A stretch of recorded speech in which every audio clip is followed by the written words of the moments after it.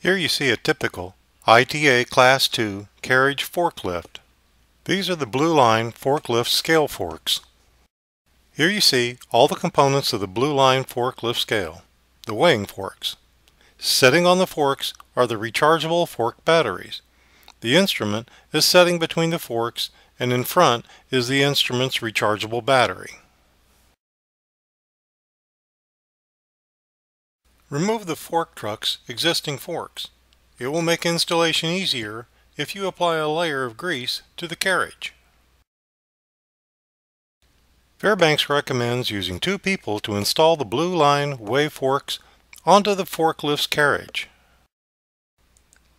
Notice that the forks are marked with a 1 or a 2.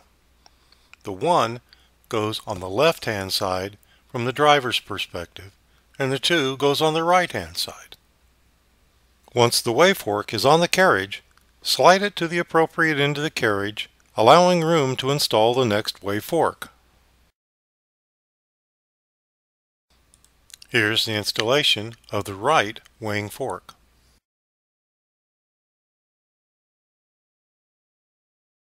Once again, slide it to the appropriate end of the carriage. This concludes the Blueline fork installation.